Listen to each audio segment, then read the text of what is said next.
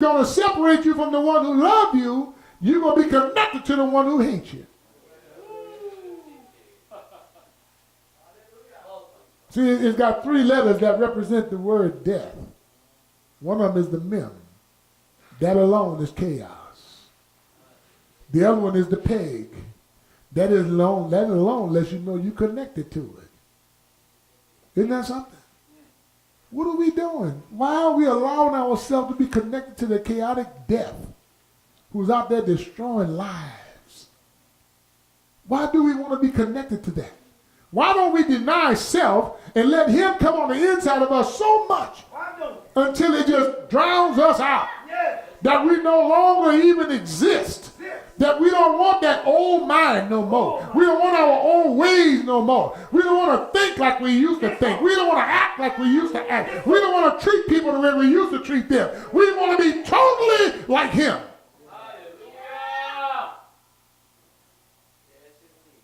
See how quiet he got? You know why? Because self says, don't listen to him. Don't listen to him. He's just making a lot of noise. But the father saying, but he making my kind of noise.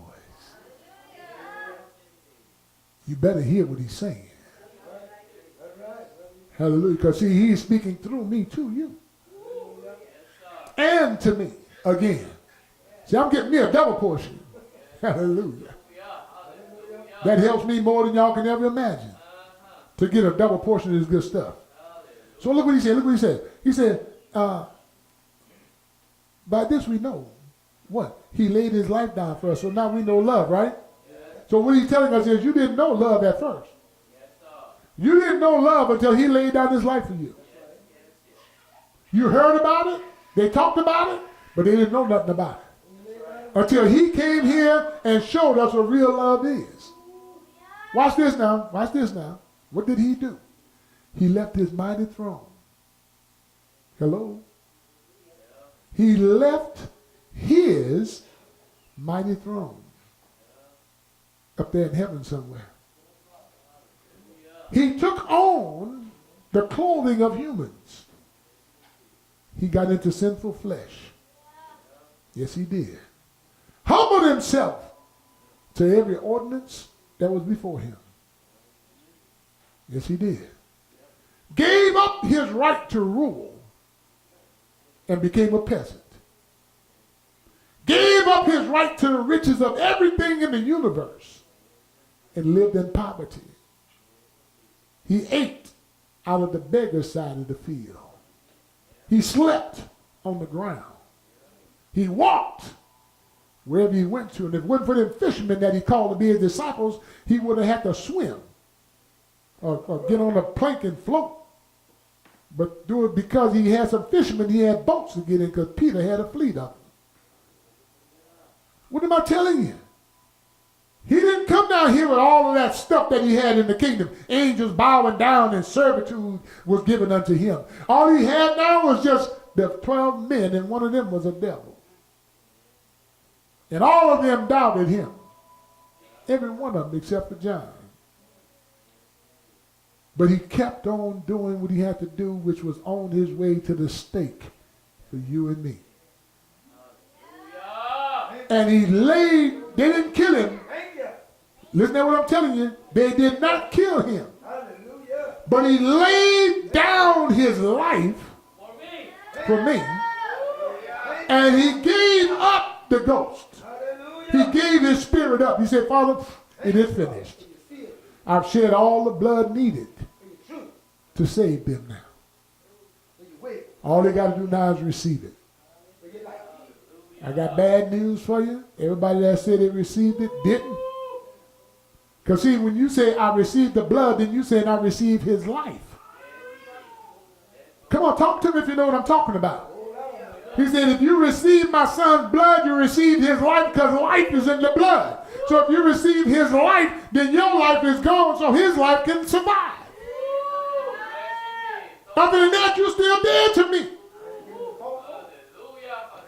I need you to come alive, and only you can come alive, you got to die. Give up your life. Because he who saves his life will lose it. And whoever will lose his life for my sake will gain it. Which one do you want? Listen to this, listen to this. The last part of that says, and we. He said he laid down his life for us, and we ought to lay down our lives for each other.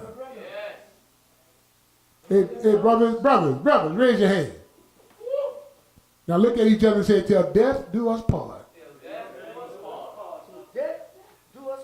Sisters, raise your hand. Look at some other sister and say, sister, until death do us part. Now see, that means we are able and capable of laying our lives down for each other. Now, if we're not willing to lay our lives down for each other, you ain't my brother.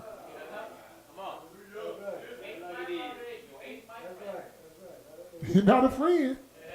See, the word friend means same. Being got a friend here today. See, the word friend means sameness. If they didn't have something in common, they wouldn't be friends. Isn't that right? So now the Father telling us, I got something in common with y'all. He's my son, you got my son in you, therefore I'm with you.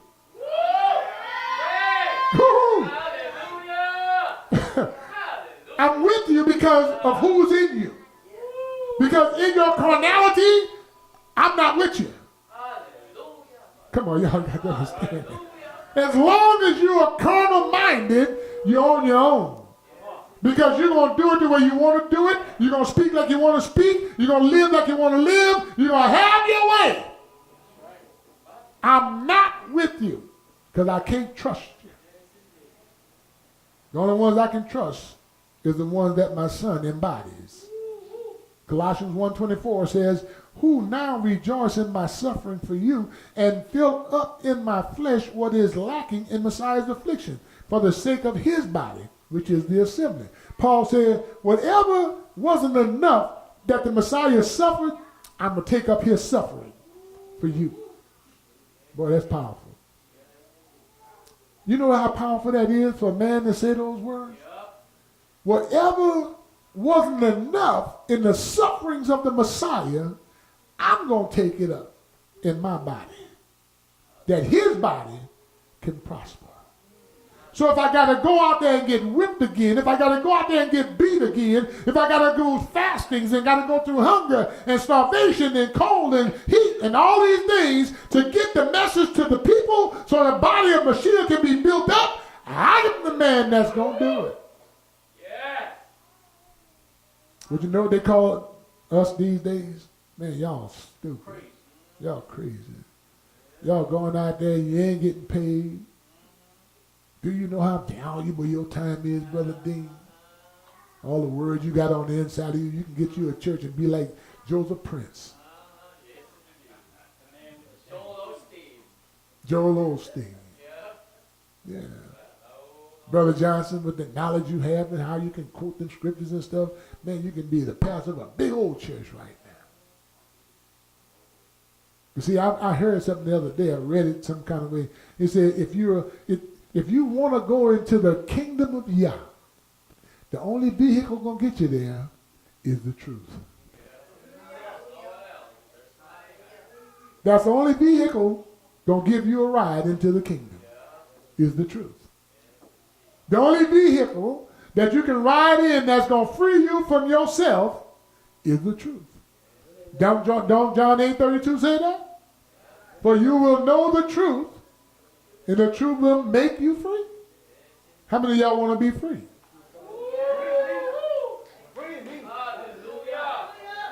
When Paul wrote to the Corinthian assembly in 2 Corinthians chapter 4, verse number 8, he said, being hard pressed on every side. Look what he's saying now. Being hard pressed on every side, but I wasn't crushed. I was perplexed, but I didn't up in despair. Then he said, I was persecuted, but I was never forsaken. I was thrown down, but I was never destroyed. Always bearing about in my body the dying of the master, Yahshua, that the life of Yahshua might be manifested in my body. In other words, when people see you, they ought to see a sacrifice. Well, let me tell you how Paul said it. Paul said, I'm begging you, my brothers and my sisters, that you present your bodies as a living sacrifice, called that's acceptable unto him, which is your reasonable service. In other words, what he's saying is, I'm not asking you for too much. It's me that brought you through the 9 months of your mother's womb. If you went through 9 months, some of y'all might have went through 5 or 6 or 7 or 8. But he brought you through the womb into this existence. Nobody but him did that. How many of y'all know you was breathing in water for 9 months? You came here as a little glob or something, but that little glob or something started developing bones and teeth. Hello? Brain came from somewhere. All them internal organs came from somewhere. Dean going to tell us about it later. Dr. Dean. See, all of these internal organs that we have now are operating because of him.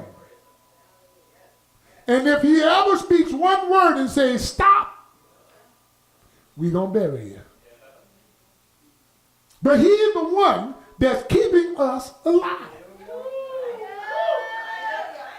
Now watch this now, watch this now. I told my family, I told them this, I said, look, all of the vitamins that we take, exercise that we do, doctors and their medicines that we subject ourselves to, is not what's keeping you alive. That's not what's keeping you here. See, they had a woman named Florence Griffith Joyner, fastest woman on the planet. She dropped dead. There was a young man, specimen of physical health, went up to get a rebound and never knew when his feet hit the floor. He dropped dead. I'm telling you about young people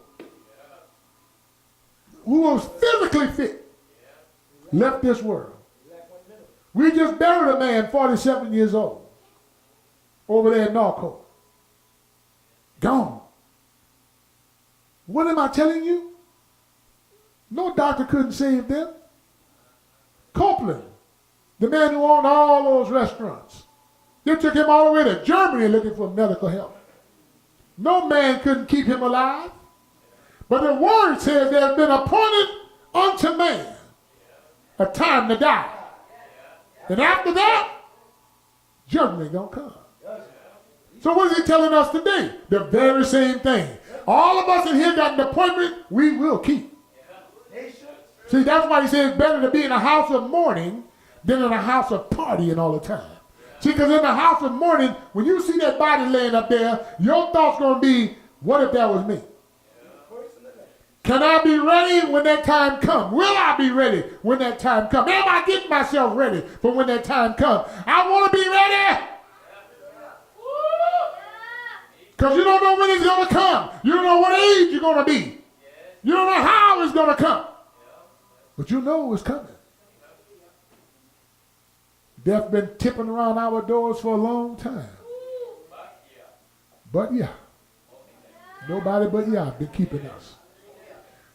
Every bit of life that you have in your members right now is because of his love.